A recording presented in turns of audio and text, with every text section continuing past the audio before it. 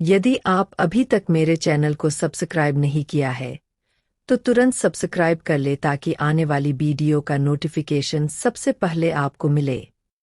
एक बार दैत्यों ने वृत्रासुर की सहायता से इंद्र आदि समस्त देवताओं को पराजित कर दिया था और सभी देवता शेषा दधीचि ऋषि के आश्रम में अपने शस्त्रों को फेंक देते हैं और अपनी हार स्वीकार कर लेते।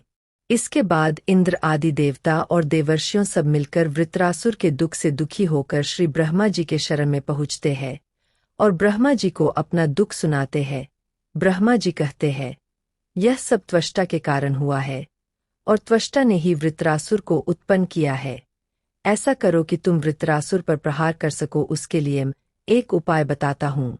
दधीचि नाम के एक महामुनि है जिन्होंने पूर्व काल में भगवान महादेव की आराधना करके अपनी हड्डियों को वज्र जैसा कठोर बना लिया है। भगवान महादेव के वरदान से दधीचि मुनि की जो अस्थि है उससे एक अस्त्र बनाकर वृत्रासुर पर प्रहार किया जाए तो वह जरूर मर सकता है। इसीलिए आप उनके पास जाकर उनकी अस्थियों की याचना करो और वे अस्थि जरूर दे देंगे और उन अस्थियों से वज्रदंड बनाओ, उससे वृत्रासुर जरूर मरेगा। तब ब्रह्मा का वचन सुनकर देव गुरु बृहस्पति सभी देवता को साथ लेकर दधीचि मुनि के आश्रम में आए हैं और दधीचि मुनि को देव गुरु बृहस्पति आदि ने मस्तक नवाया है। दधीचि ऋषि विद्वानों में श्रेष्ठ थे और वे लोग जिन्होंने अपने मन में यह भावना रखी है कि दधीचि मुनि हमें अपनी अस्थियां दान कर दे, वे तुरंत ही उनके अभिप्राय को समझ गए थे। इंद्र महाराज जो अपने स्वार्थ साधने में बहुत चतुर है, उन्होंने मुनि को कहा कि हे मुनि, आप महान शिव भक्त है, दाता है, शरणागत रक्षक है। हम सब त्वष्टा के अपमानित किए हुए हैं। हम चाहते हैं कि आप अपनी जो अस्थि है उसे हमें दे दे। उससे हम लोग वज्र का निर्माण करेंगे और उसके बाद देवद्रोही त्वष्टा के द्वारा उत्पन्न किया गया वृत्रासुर का मैं विनाश करूंगा। फिर दधीचि मुनि ने यह सुना और समाधि का अनुभव करके परम ब्रह्मा का ध्यान लगाते हुए अपने प्राणों को परम ब्रह्मा परमात्मा में विलीन कर दिया। फिर देवताओं ने उन अस्थियों को लिया और इंद्र महाराज ने विश्वकर्मा को आज्ञा दी और विश्वकर्मा ने इंद्र की आज्ञा से उसमें से शस्त्र का निर्माण किया। फिर शिवजी के तेज से उत्कर्ष को प्राप्त हुए इंद्र महाराज ऐरावत पर अपने वज्र को लेकर बैठे। वृत्रासुर के साथ घमासान युद्ध होता है और अंत में वज्र का प्रहार करने से वृत्रासुर के मस्तक को इंद्रदेव काट देते हैं। चारों ओर विजयोत्सव होने लगा, इंद्र पर पुष्प वृष्टि होने लगती है। दधीचि मुनि जी की पत्नी जब झोपड़ी में जाकर दधीचि जी का बिना अस्थियों का मृतदेह देखकर बड़ा क्रोधित होती है और देवताओं को श्राप देकर चिता में समाहित होकर पति लोक को प्राप्त करने के लिए उतावली हो जाती है। जैसे ही वे अग्नि में प्रवेश करने जाती है तब आकाशवाणी होने लगती है और वहां देवता उपस्थित होते हैं। देवता उनसे कहते हैं कि आप ऐसा ना करें, आपके पेट में दधीचि मुनि जी की संतान है और मुनि के तेज के कारण आपको अभी चिता में प्रवेश नहीं करना चाहिए।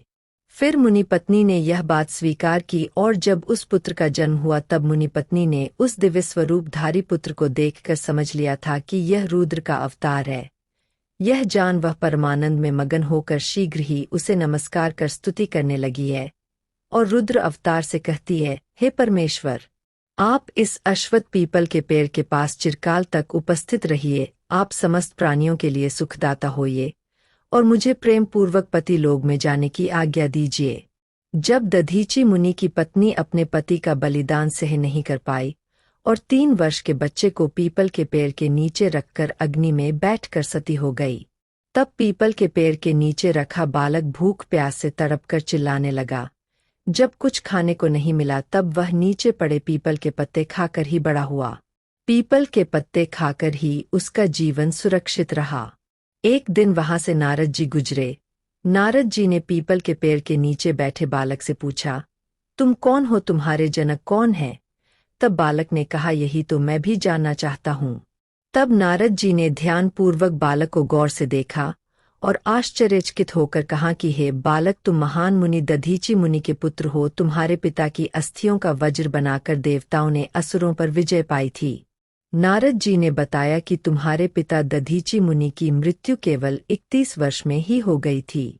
बालक पूछता है, कि मेरे पिता की अकाल मृत्यु का क्या कारण था। तब नारद जी बताते हैं कि तुम्हारे पिता पर शनिदेव की महादशा थी। तब बालक पूछता है कि मेरे ऊपर आई विपत्ति का क्या कारण था। नारद जी कहते हैं यह भी शनिदेव की महादशा है। उसके बाद पीपल के पत्ते खाने वाले बालक का नाम नारद जी ने पिप्पलाद रखा। नारद जी के चले जाने के बाद बालक पिप्पलाद ने नारद जी के बताए अनुसार ब्रह्मा जी की घोर तपस्या कर उन्हें प्रसन्न किया। जब ब्रह्मा जी ने बालक पिप्पलाद से कोई वर मांगने को कहा तब पिप्पलाद ने अपनी दृष्टि मात्र से किसी भी वस्तु को जला देने की शक्ति मांगी। ब्रह्मा जी के वरदान मिल जाने पर बालक पिप्पलाद ने शनि देव का आवाहन कर अपने सामने प्रस्तुत किया और अपने सामने पाकर आंखें खोलकर भस्म करना शुरू किया। शनिदेव जलने लगे। ब्रह्मांड में कोलाहल मच गया। सूर्य पुत्र शनि की रक्षा में सारे देव विफल हो गए। सूर्य भी अपने पुत्र को अपनी आंखों के सामने जलता हुआ देखकर ब्रह्मा जी के पास अपने पुत्र को बचाने हेतु विनय करने लगा। तब ब्रह्मा जी पिप्पलाद के सम्मुख पधारे और शनि देव को छोड़ने की बात कही, किंतु पिप्पलाद नहीं माने। तब ब्रह्मा जी ने इस वरदान के बदले कोई और 2 वरदान मांगने की बात कही। तब पिप्पलाद ने खुश होकर 2 वरदान मांगे। पिप्पलाद ने पहले वरदान में मांगा कि जन्म से 16 वर्ष की आयु तक किसी भी बच्चे की कुंडली में शनि का स्थान नहीं होगा, ताकि कोई भी बच्चा मेरी तरह अनाथ न पैदा हो। पिप्पलाद ने दूसरे वरदान में कहा कि मुझ अनाथ को शरण पीपल के वृक्ष ने दी है। आठ जो भी व्यक्ति सूर्योदय के पूर्व पीपल के पेड़ पर जल चढ़ाएगा उस पर शनि की महादशा का असर नहीं होगा। तब ब्रह्मा जी ने तथास्तु कहकर वरदान दिया। तब पिप्पलाद ने जलते हुए शनि को अपने ब्रह्मा दंड से उनके पैरों तरफ आघात करके उन्हें मुक्त कर दिया, जिससे शनि देव के पैर क्षतिग्रस्त हो गए और वह पहले जैसी गति से चलने लायक नहीं रहे।